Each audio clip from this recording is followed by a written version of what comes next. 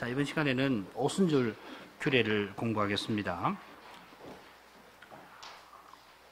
먼저 이 오순절 규례의 개요를 살피고 그 개요에서 그 의미를 알아본 다음에 마지막으로 이 오순절과 신약시대에 관해서 오늘날 우리에게 오순절이 어떤 의미가 있는가 하는 것을 공부를 하겠습니다. 그러면 먼저 오순절 개요를 요약해서 말씀드리면은, 첫째는 오순절의 기산법, 그 다음에 둘째는 오순절의 소제, 셋째는 오순절에 드리는 공적 제사, 넷째는 화목제와 소제의 요제, 그리고 다섯째는 성회, 여섯째는 오순절과 관련된 자비의 규정.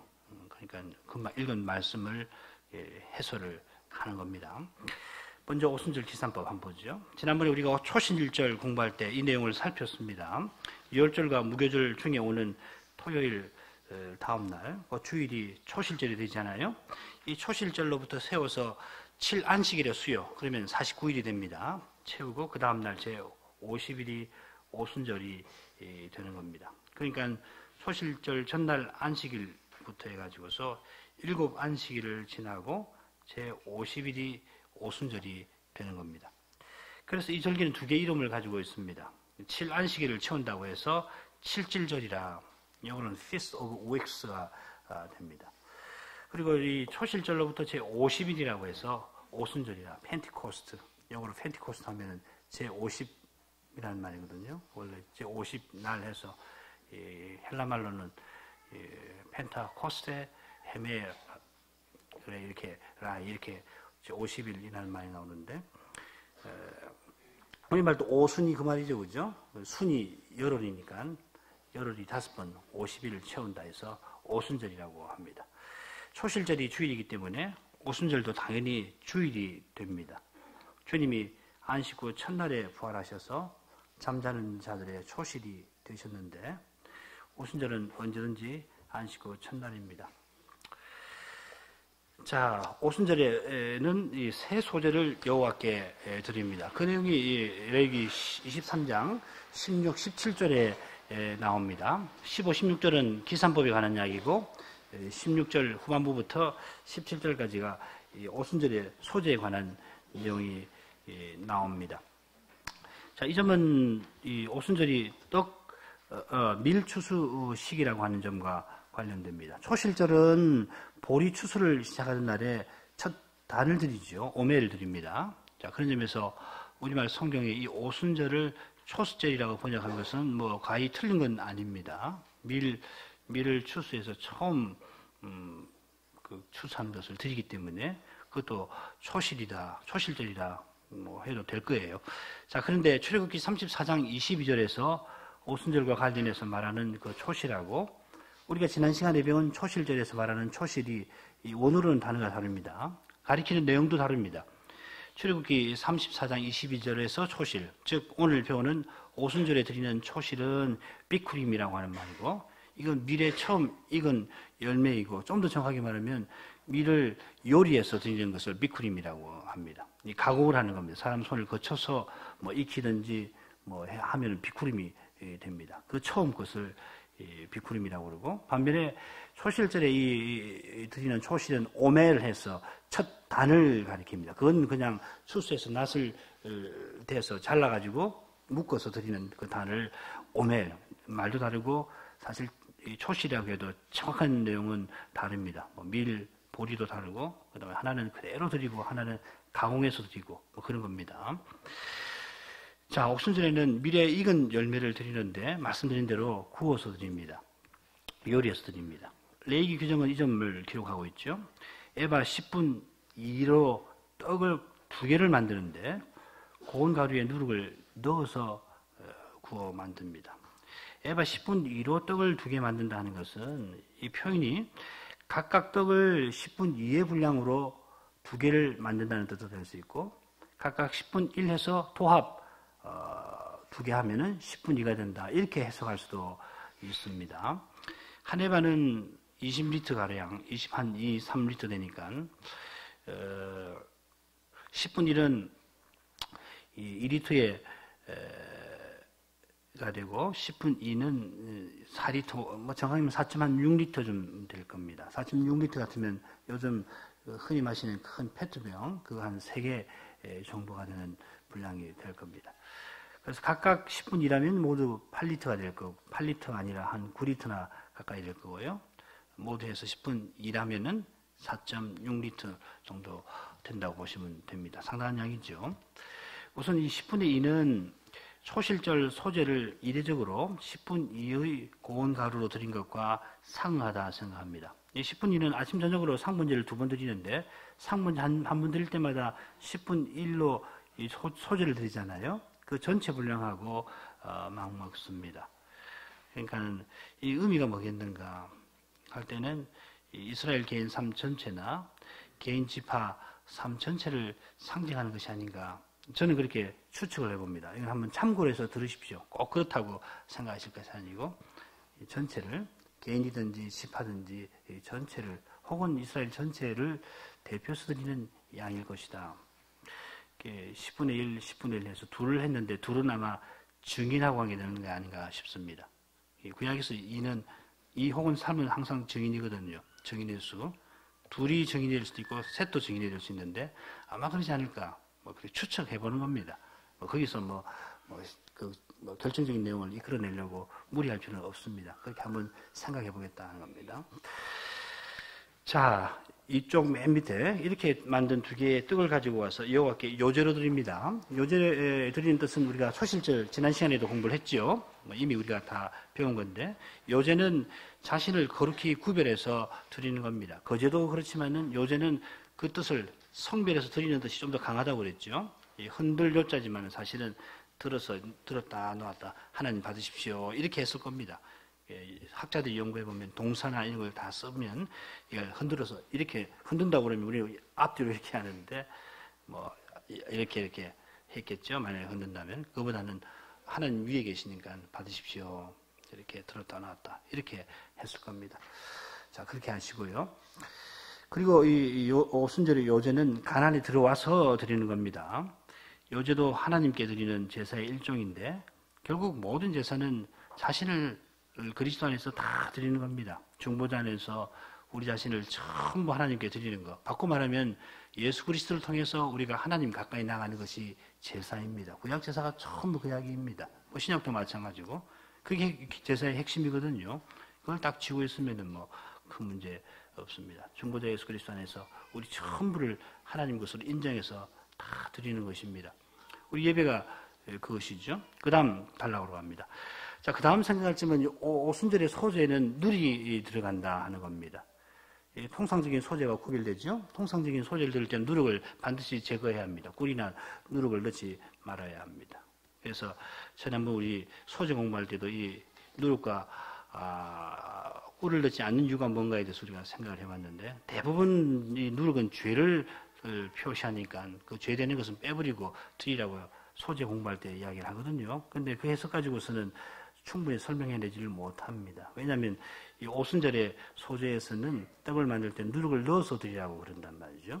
그러니까는 우리가 지난 그 6월절 공부할 때도 생각했습니다만은 묵은 누룩을 내어버리는 겁니다. 묵은 누룩이라고 하는 것은 그 애굽에서 종살이 하면서 우상 섬기던 집에서 그 살던 그런 생활 방식을 싹 없애버리는 거거든요. 그 죄를 말할 때 그냥 뭉뚱해서 죄를 표시하는 것보다는 특별히 옛 생활을 다 버리는 의미에서 그 옛 누룩이라고, 묵은 누룩이라고 이야기하거든요. 그러니까 오순절에 이 가난에 들어와서는 이 말하자면 누룩도 넣어서 해서 드리기도 하고, 꿀을 넣어서 드리는 경우도 있어요. 그것을 생각하면은 누룩은 죄를 뜻한다 이렇게 간단하게 해석을 할 수가 없습니다. 자, 그 내용이 여기 들어가 있습니다.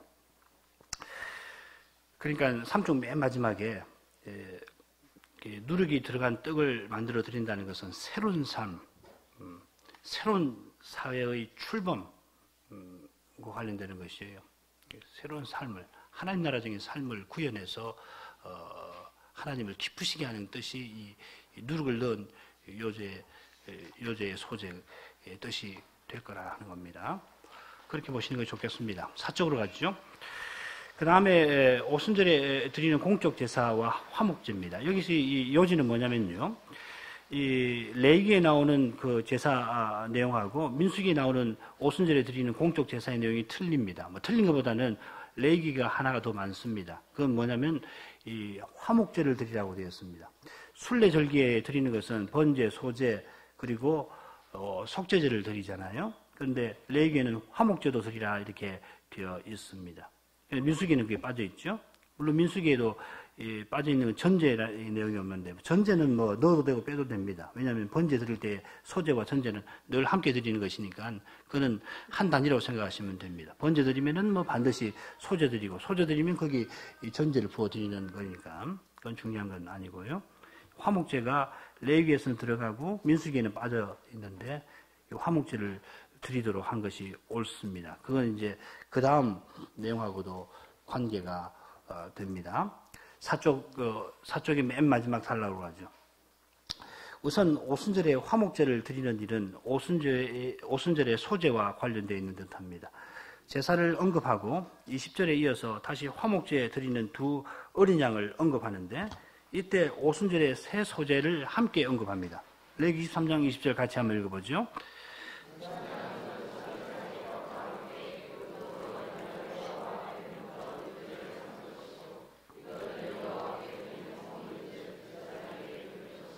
오순절의 새 소제와 화목제의 어린 양은 요제로 드린다는 겁니다.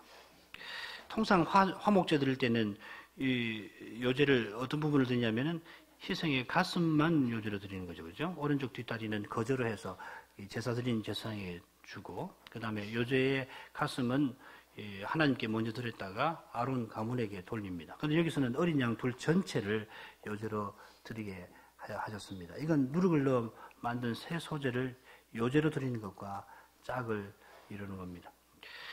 레위기 제사법전에서 소제에 누룩을 넣어서 드리는 경우는 감사제로 화목제를 드릴 때뿐입니다. 레위기 7장에 나옵니다. 여호와께 드릴 화목제의 희생의 규례는 이러하니라. 만일 그것을 감사함으로 드리거든 기름 섞은 무교병과 기름 바른 무교병과 고운 가루에 기름 섞은 구운 과자를 그 희생 감사 희생과 함께 드리고 또 유교병을 틀림없이 여기 누룩을 넣어 만든 떡을 화목제의 감사 희생과 함께 그 예물에 드리되 이렇게 했습니다.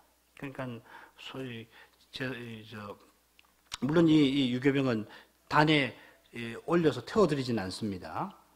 단에 올려서 태워드리는 소재 중에서 일부를 태워드리잖아요.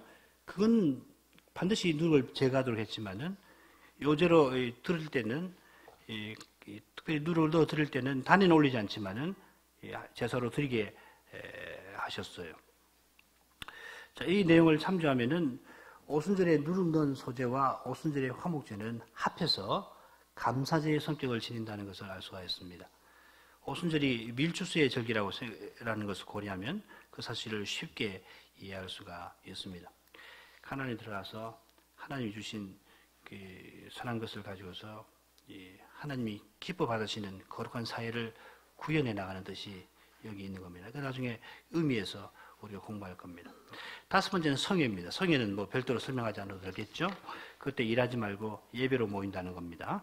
그 다음에 마지막으로 이 레위기 오순절 규례를 보면은 맨 마지막에 독특한 규례 하나가 첨부가 되어 있죠. 그건 레위기 19장에서 나온 겁니다. 추수에 관한 자비의 규정이라고 할 수 있습니다. 추수할 때 밥 모퉁이까지 다 베지 말고 추수하다가 떨어진 거 줍지 말고 그냥 내버려 두라 하는 겁니다. 가난한 자와 객을 위한 자비의 규정입니다.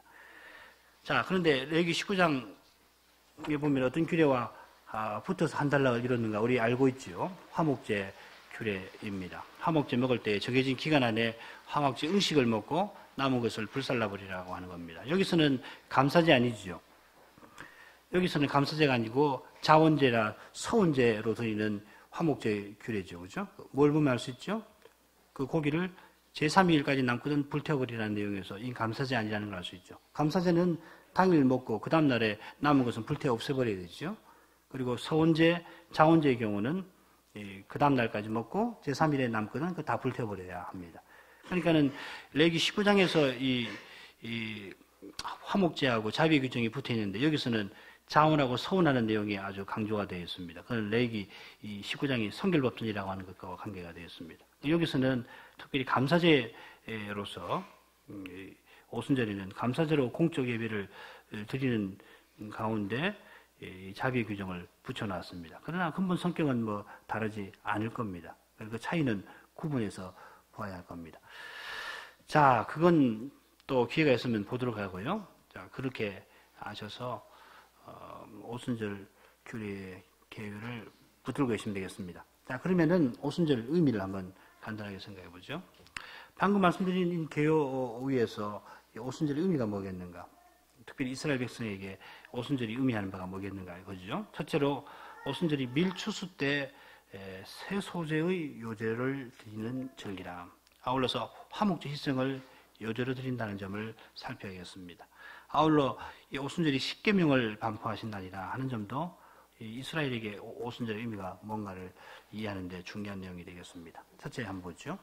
오순절은 밀추수의 절기입니다. 그래서 출애굽기 34장 22절에서는 오순절을 맥추의 초실절이라고 불렀습니다. 맥추하면 흔히 이제 보리추수를 말하는데 여기서는 밀추수를 가리킵니다. 한자어로 보리는 댐에 밀은 소맥이라고 부르기 때문에 뭐 맥추라고 해도 틀리지 않은데 우리가 맥추절 하면은 되게 뭐 보리 농사를 많이 해서 그런지 우리는 뭐 밀 농사 별로 안 하니까 그러니까 우리나라 사람들은 성경에서 맥추 하면은 보리 추수라고만 생각하는데 실은 이 밀 오순절은 밀 추수하는 날이라는 거 그걸 꼭 기억을 하시면 좋겠습니다. 여호와께서 기업으로 주신 기업으로 주신 가나안 땅에서 주식이라고 할 수 있는 밀을 추수할 때 처음 익은 것을 곱게 빻아서 구워 떡을 만들어 먼저 여호와께 요제로 드리는 겁니다. 이 소재의 요제는 첫째로 밀추수로 거두는 모든 것이 하나님이 주신 것이라는 것을 인정하고 감사하는 뜻이 있고, 둘째로 이스라엘 전체의 삶 전체가 여호와의 것임을 고백하는 뜻이 있는데, 이렇게 이스라엘 삶 전체가 여호와의 것이니까 그걸 성별해서 드리려고 요제의 형식을 취하라 하셨습니다. 그런데 소재를 만들 때 누룩을 넣어서 만들도록 하셨습니다. 앞서 읽은 레위기 7장 화목제 규례에서 볼 때 이 규례에는 감사를 표시하도록 하신 뜻이 들어있는 겁니다. 그러니까 누룩을 넣은 것은 이 단에 올리지는 않는 거예요. 올리지 않지만은 하나님께 성별해서 드리도록 했는데, 언약 백성이 범사에 여호와께 감사하지 않을 수 없습니다만은 특별히 이 오순절에 여호와께 표하는 감사의 내용은 뭐겠는가, 이걸 생각해 봐야겠습니다. 무엇보다 이 절기에 이스라엘은 가나안에 들어와 살게 하셨다는 사실, 하나님이 기업으로 주신 땅에서 여호와 하나님이 허락하신 우순 풍족의 은택을 통해서 보람 있게 삶을 살게 하신 사실을 감사해야 할 것입니다. 소명 이루며 살게 해주신 것을 감사하는 거죠. 그들이 전에 어떻게 살았던가, 그걸 대비해 보면은 그 감사의 내용과 깊이가 어떠할지 우리가 짐작할 수 있습니다. 전에는 애굽에서 종살이하며 살았습니다. 남의 나라, 남의 민족 아래에서 종살이한 것이 비참한데, 그건 뭐 자기 땅에서 주인 노릇 못한 것도 있겠습니다만은 특별히 우상 숭배하는 집에서 종노릇한 데 있는 겁니다. 그게 이제 언약 백성에게 가장 비참한 거 아니에요. 그런데 이제는 여호와 하나님이 약속하신 땅에, 열조에게 주시마 약속하신 땅에 들어와서 독립된 민족국가로 서나갈 뿐만 아니라 그 땅에서 여호와 하나님을 섬기며 살게 된 것입니다. 여호와께서 허락하신 모든 선한 은택 가운데에서 힘써 일해서 여호와께서 이스라엘을 자기 백성으로 삼으신 본의를 이루며 살게 된 것입니다. 신약적인 표현을 사용하자면 흑암의 권세에서 건져서 사랑의 아들의 나라로 옮겨주신 것, 그 나라에서 그리스도의 세계를 이루며 살게 하신 것, 그걸 감사하는 거라고 할 수 있겠죠. 자, 이것이 이스라엘이 오순절에 화목제 드리는 의미이기도 할 겁니다. 오순절은 3대 순례 절기 가운데 하나이기 때문에 다른 절기와 마찬가지로 번제, 속죄제를 드려서 여호와께서 이스라엘을 대속하신 은혜 위에서 그 특별한 소유로 인정하여 주신 것을 표시를 합니다. 그런데 거기 더해서 화목제를 드리도록 하셨는데, 그건 여호와께서 이스라엘을 출애굽시키시고 여호와의 소유로 삼으신 본의가 밀추수를 통해서 실현되었다는 것을 보여주는 겁니다. 이스라엘의 농부는 여러 나라 농부들과는 달리 기업의 땅에서 하나님의 언약을 믿고 하나님 내리신 은택 가운데서 땀 흘려 일하여 자기 소명을 이루며 살아야 했고, 하나님께서 그의 믿음을 보시고 그에게 모든 것을 구비해 주셔서 그 소명을 이루게 하신 결과물이 곧 밀추수인 겁니다. 믿음으로 소명을 이루고 사는 언약 백성들의 공동체가 그 마음에 바라던 바를 여호와께 다 아뢰고 여호와께서 그 소원을 받아주신 것을 표시하는 제사가 바로 이 화목제입니다. 전에도 우리가 배운 대로 화목제일에는 여호와께서 이스라엘을 대속하시고 특별한 소유 삼으신 그 본의를 이룬다는 것, 즉 제성나라와 거룩한 백성의 사명을 이루며 사는 그 사실을 나타냅니다. 오순절에 공적으로 화목제 제사를 드리게 하신 사실에 비추어서 우리는 레위기의 오순절 규례의 마지막에 추수와 관련된 자비의 규정이 나오는 이유도 잘 알 수가 있겠습니다. 화목제 규례가 제시하는 거룩한 사회의 구체적인 모습이 이 추수와 관련된 자비의 규정에서 잘 표현됩니다. 하나님께서 이스라엘을 구원하셔서 자기 백성 삼아주셨으니까 이스라엘 전체가 이처럼 형제사랑, 이웃사랑의 심정을 품고 서로를 대해야 마땅할 것입니다. 하나님께서 이스라엘을 거룩한 백성다웠게 서서 나가도록 율법을 주셨는데 그 모든 율법이 결국 이 이웃사랑에서 성취가 되는 겁니다. 로마서 말씀은 우리가 읽지 않겠습니다. 언약 백성은 피차 사랑의 빚을 지고 있는데 하나님의 율법을 쫓아 그 사랑을 실천함으로 하나님이 바라시는 세계를 이루고 나가야 합니다. 자, 그런데 이 오순절은 여호와께서 시내산에서 율법을 반포하신 날이기도 합니다. 사실 시내산에서 율법을 반포하신 날이 정확하게 오순절인가 그 입증할 길은 아마 없을 겁니다. 시내산에 도착한 것은 제3월 첫째 날인데 이게 19장, 출애굽기 19장에 기록되어 있습니다. 여기 19장에 보면은 모세는 적어도 산에 2번 올라갔던 것 같고 또 3일 동안 백성은 자기를 정결케 하는 날로 지냈습니다. 제3일이죠. 다시 이틀 정결하게 지내고 제3일에 하나님께 나왔습니다. 이런 자리 위에서 에르사임이라고 하는 그 학자, 유대인이죠. 유대인인데 나중에 유대인 학자인데 나중에 개신교 목사가 되었던 분인데요. 아주 훌륭한 분입니다. 이분의 그 책이 몇 권 있는데 그 중에 하나가 메시아라고 하는 책입니다. 우리 김 목사님 예수님의 행적하고 균질 만한 책이라고 생각되는데 최근에 아주 귀한 책이 번역이 됐어요. 관심 있는 분들은 사서 읽어보시기 바랍니다. 책이 꽤 긴데 이 양반이 유대인이기 때문에 성전에 관한 아주 훌륭한 책도 썼습니다. 그 책에서 이 날을 3월 6일이라고 추산을 하고 있습니다. 그러나 모세가 2번 산에 올라갔을 때 며칠이 지났는지 또 시내산에 도착하고 산에 오를 때까지 며칠이 지났는지 정확히 알 길은 없습니다. 그냥 딱 정해서 하면 3월 6일이라고 하는데 분명한 것은 이스라엘이 정월 15일에 6월절을 지내고 출애굽했으니까 이때가 대략 50일 정도가 되는 건 분명해요. 제가 계산해 보니까는 저는 3월 8일이 나와요. 3월 8일이 오순절이 되는데 뭐 얘들 시험이 맞을지 제가 맞을지 모르겠지만 아무튼 중요한 건 50일쯤 되는 날이다 하는 것은 확실합니다. 근데 이 유대인 랍비들은 이 율법 주신 날이 오순절이라고 생각을 하고 신약 시대의 성신을 오순절에 주신 것을 보면은 오순절에 율법을 내주셨다 이렇게 보는 것은 뭐 문제가 없을 거라고 생각합니다. 자, 중요한 것은 오순절에 율법을 내려주신 것은 이스라엘과 언약을 맺으신 거죠. 그리고 동시에 이건 구약 교회의 공식 출범을 가리키는 겁니다. 하나님이 언약을 맺으셔서 이스라엘이 뭐 그전에도 교회지만은 공식으로는 이때 출범을 하는 것이죠. 여호와께서 시내산에서 언약을 맺으시고 언약의 본질을 구현하도록 율법을 반포하셨습니다. 당일에 여호와께서 친히 음성으로 선포해 주신 십계명은 언약의 말씀입니다. 십계명과 거기 부속된 모든 율법은 이스라엘이 어떤 사회로 솟아나가야 할 건가를 제시하고 또 명령하는 겁니다. 자, 이런 점에 비춰볼 때 오순절에 화목제 드리게 하신 뜻은 더욱 살아납니다.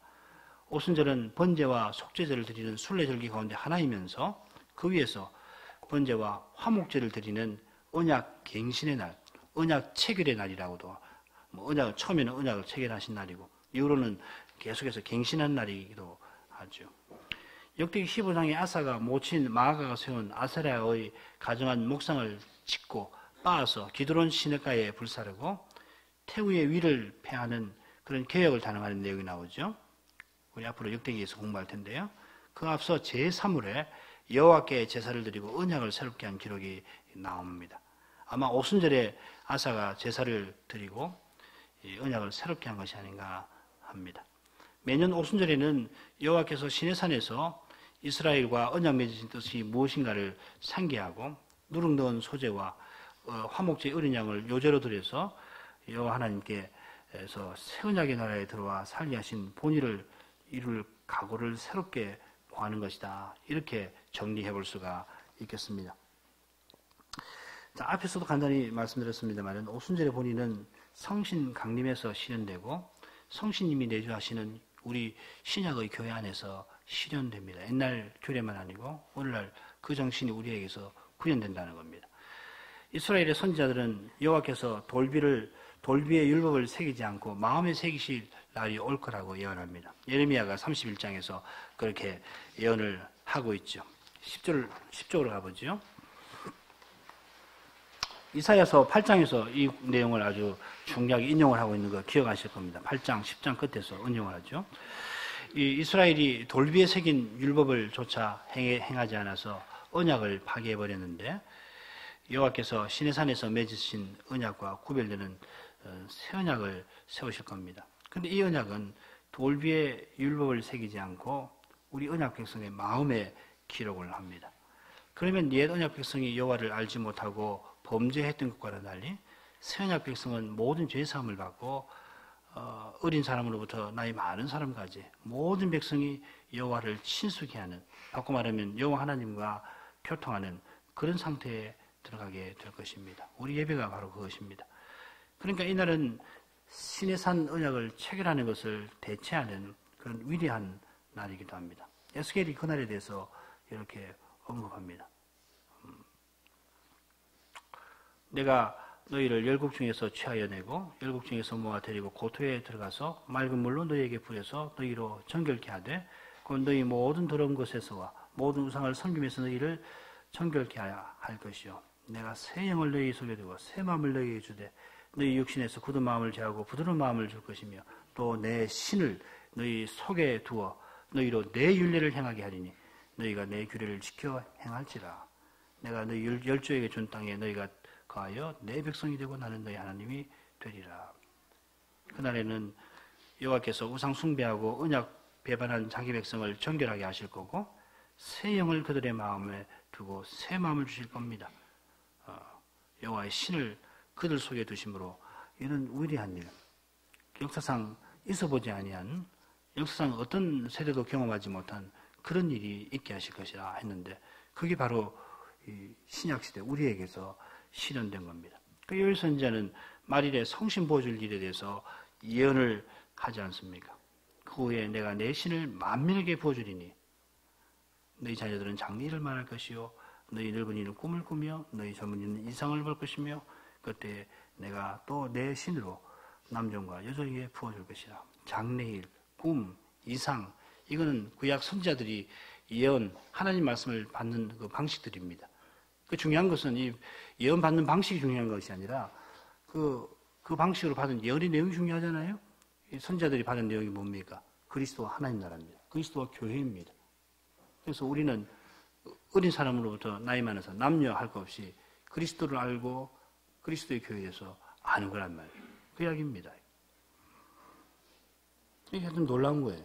쉽게 말하면은 우리가 주일에 이 강단에서 그리스도의 복음을 듣는다는 것은 오늘도 그 점 생각할 겁니다만은 놀라운 일이에요.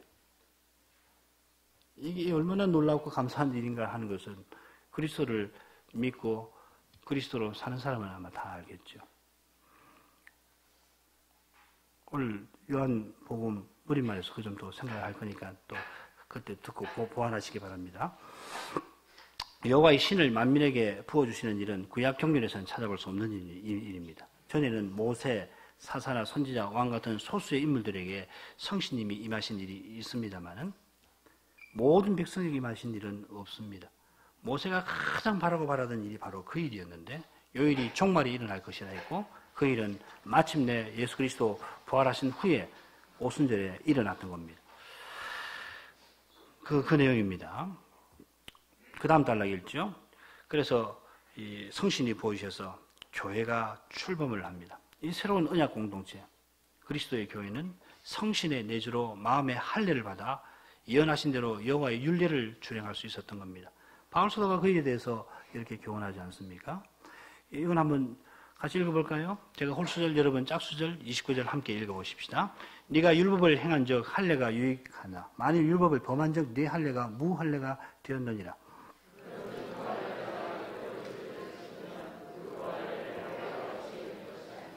또한 본래 무할례자가 율법을 온전히 지키면 우리죠. 우리 율법을 온전히 지키면 의문과 할례를 가지고 율법을 범하는 너를 유대인을 판단치 아니하겠느냐.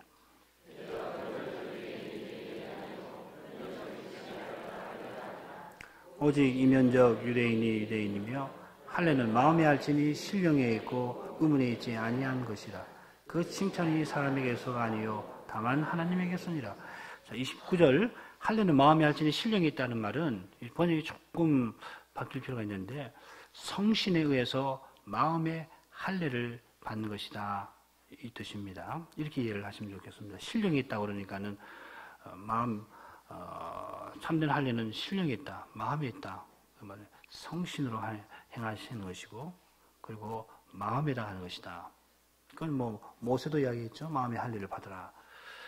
성신 세례를 받은 신약교회와 신자의 상태를 가리킵니다. 사도는 새언약 백성은 무할례자라도 율법의 제도, 율법의 요구를 행하니까 오히려 그 무할례를 참 할례로 여겨야 될 거 아니냐. 하나님이 처음 할례를 세우신 그 본의가 이 무할례자인 이방인들이 이루고 있으니까 이방인들이 참으로 할례를 받은 사람 아니냐 이 말이죠. 할례를 받아 언약 백성이 되었으면은 마땅히 언약의 법을 지켜야 하는데 할례 받은 유대인들은 율법의 본의를 이루지 못하고 오히려 배도하였으니 참 유대인은 누구냐? 성신으로 마음에 할례 받아서 그래서 그 성신으로 하나님의 율법의 본의를 이루고 사는 신약교회라 이 말이죠. 여기서 이렇게 강조하고 로마서 8장에서 바로 그거 강조하는 거 아닙니까? 로마서 8장 3절, 4절, 1절부터 4절 내용도 바로 그걸 이야기를 하는 것입니다. 바로 그 밑에 나오는군요. 로마서 8장에서도 성신 부어주신 목적이 율법의 본의를 이루도록 하십니다 하는 것을 천명을 하고 있습니다. 이 같이 읽어보죠. 율법이 육신으로 말미암아 여적하여야 할 수 없는 그것을 하나님은 하시나니 곧 죄를 인하여 자기 육신의 죄를 정하사 육신을 좇지 않고 그 영을 좇아 행하는 우리에게 율법의 요구를 이루어지게 하려 하십니다. 성신을 좇아 행하는 자는 율법의 요구를 이루며 사는데 이로써 하나님의 아들들답게 나타나는 것입니다. 그러니까 예수 그리스도를 믿는다고 말하고서 성신을 의지해서 율법을 지키지 않으면 그거 상당히 문제예요. 그거 있을 수 없는 일이라고 사실은. 매우 이례적인 일입니다. 예수 그리스도를 참으로 믿으면 성신이 틀림없이 내주하시고 그러면 그 성신을 의지해서 율법을 본의를 이루고 사는 것이 하나님의 백성이거든요. 그 의로운 백성이 되는 것이란 말이죠. 그런데 예수를 믿는다고 고백했는데 성신이 계신지도 모르고 그러니 뭐 성신을 의지해서 율법을 행하는 일도 없고 그러면 이건 참 이상한 일이에요. 예수를 믿는다고 했는데 성신 강림하십시오. 성신 강림하십시오. 세상에 그런 어처구니 없는 일이 어디 있어요. 예수를 참으로 믿으면 성신이 당연히 내주하시는 거거든요. 그런데 성신 강림하십시오. 성령 강림하십시오. 내주하시지 않는 것처럼 그렇게 이야기하는 경우를 들어보는데 그 잘못된 것입니다. 예수를 참으로 믿으면은 누구든지 성신이 내주하시는 거라고. 그러니까 예수님이 그 사람 안에 계시는 거하고 똑같은 거 아니에요. 믿음으로 예수님이 계시는 거거든요. 이건 뭐 우리 로마서에서도 계속 배운 것이니까.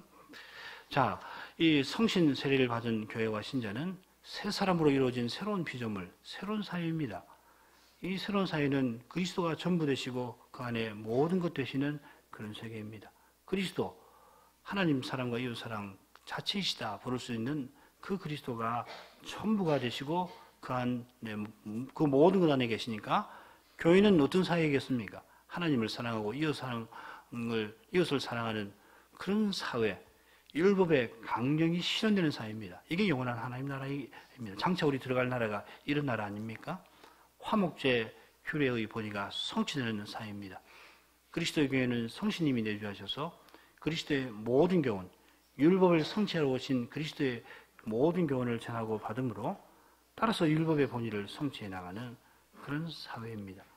이런 점에서 오순절의 본의는 성신이 내주하시고 가르치시고 인도하시는 그리스도의 교회 안에 성취되고 있다. 이렇게 정리할 수 있겠습니다. 기도하십시다. 거룩하신 하나님, 이스라엘에게 내리신 거룩한 절기 규례에서 저희가 그리스도의 십자가와 부활을 배우게 해주시고 그리스도의 교회가 이 십자가와 부활 위에 굳건히 세워져 나가는 사실을 가르쳐 주시오니 감사합니다. 저희가 그러므로 이 시대에 그리스도의 교회로 서서 나가는 뜻이 무엇인가 깊이 생각하게 해 주옵소서. 그리스도의 교회답게 세상의 참빛이신 그리스도를 널리 전하게 해주시고 또한 그리스도의 거룩한 몸답게 더욱 선하게 하옵소서. 성신에 가르치시고 인도하심을 조차 하나님의 법의 그 강령을 저희가 실천하며 살 때에 이 일이 곧 그리스도의 생명을 받아 그리스도의 인격과 능력을 발휘하며 사는 일인데 이 일이 얼마나 중요한가 마음을 새기게 해주시고 저희 가운데 그리스도가 전부 되시는 거룩한 세계가 나타나고 그로 말미암아 그리스도의 영광이 드러날 수 있도록 저희가 거기 저희 생명을 다 쏟게 해 주옵소서. 이것이 실로 이 어두운 세상을 비추는 소망의 빛이 되겠사옵나이다. 예수 그리스도의 이름으로 기도합니다. 아멘.